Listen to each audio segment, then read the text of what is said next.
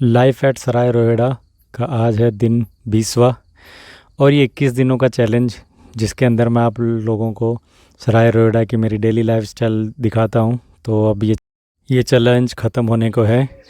तो आज 20वें दिन में पहले की जल नीति करने के बाद में मैंने किया योगा करने के बाद में आज कुछ एक्स्ट्रा एक्सरसाइज करी।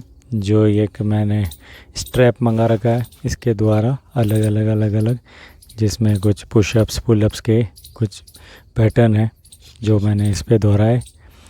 इसके बाद में मैंने खाए ड्राई फ्रूट्स में पहले लिया मैंने 30 ml का शॉट जिसमें भिगाए थे किशमिश, उसका पानी।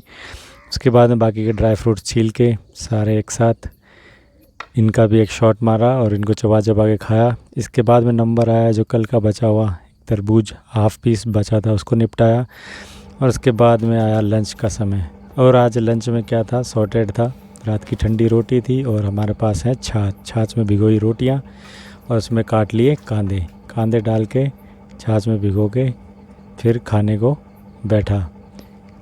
बैठा। जब पहला ही घास मैंने मुंह में लिया तो मुझे लगी कुछ कमी।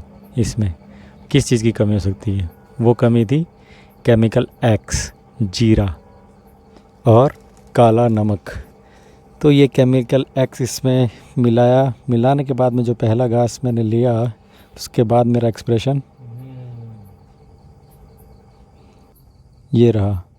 फिर थाली उठाई, ये सारा पी लिया मैंने और ये मैं जानता हूँ कि ये सब पीने के बाद में अब आगे क्या होने वाला है। ये पी तो लिया और इसको पीने के बाद में मजाल है कोई आदमी जो खड़ा रह सके अपनी टांगों पे, और वही सिचुएशन मेरे साथ भी हुई।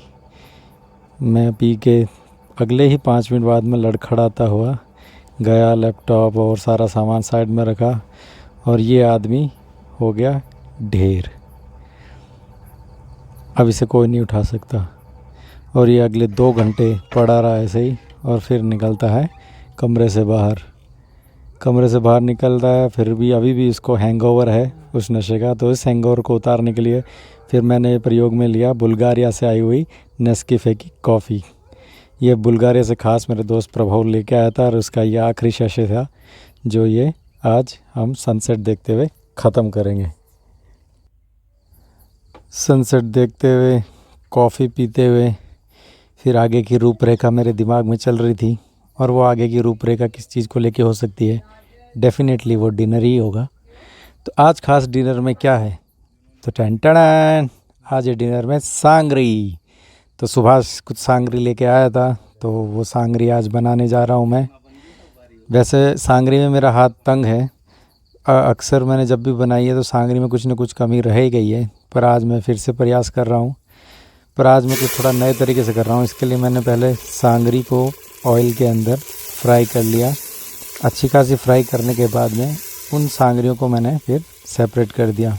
जब वो पक गई तो मैंने उनको अलग कर दिया। अलग करने के बाद में फिर मैंने पकाया मसाला, जिसमें डाले प्याज में डाल के मिर्चियाँ डाल के मसाला पकाया और फिर जो फ्राई की हुई सांगरी थी वो इसके अंदर डाल दी और फिर कुछ देर तक इसको दोबारा पकाते गया और फिर हमारी सांगरी की सब्ज़ी तैयार हो गई। तो इस हांडी को हमने उतार दिया चूल्हे से और अब बारी है रोटियों की। फिर बनाई मैंने कुछ रोटी सेकने के बाद में खाएंगे। उससे पहले मैं बता दूं कि यह सीरीज़ अब अंत होने की कगार पे है। तो इस सीरीज़ को कैसे लगा, कैसा आपका अनुभव रहा, तो बताया क्या चाहते हैं कि सराय रोहिड़ा की डेली रूटीन लाइफ को मैं आगे और भी दिखाता रहूं, तो कमेंट बॉक्स में ज़रूर बताएं। तो ये गर्मा गर्म रोटियां तैयार हो गई। उसके ऊपर लगाया मैंने घी, देसी गाय का घी जो सुभाष लेके आया था, वो घी लगा दिया। उसके बाद हमने रिव्यू लिया आज जो राजू से। सांगरी की सब्ज़ी उसका एक रिव्यू ले रहे हैं हमारे एक राजू से कि कैसी बनी है सब्ज़ी। हाँ भाई, मतलब सर ने सांगरी की सब्ज़ी बनाई, इतनी शानदार सब्ज़ी बनी। हमारे यहाँ शादियाँ में बनती है उससे भी अच्छी बनी। अब बीकानेर में शादियों में सांगरी की सब्ज़ी फेमस है। तो आज हमारे सर ने बनाई खेजड़ी से उतार के सांगरी की लीली की सब्ज़ी, वो भी इतनी शानदार है, बहुत बढ़िया है ना। तो अब से मैं बता सकता हूँ कि अब मैं सांगरी की सब्ज़ी में भी पारंगत हो गया हूँ। तो उसके बाद खाया मैंने भी खाना। तो अब ये सीरीज़ का 20वां चैप्टर बंद होता है और कल इसका आखिरी चैप्टर आएगा इस सीरीज़ का, चैलेंज का 21वां। तो बने रहिए, कल मिलते हैं कल अगले व्लॉग और आखिरी व्लॉग के साथ में। राम राम।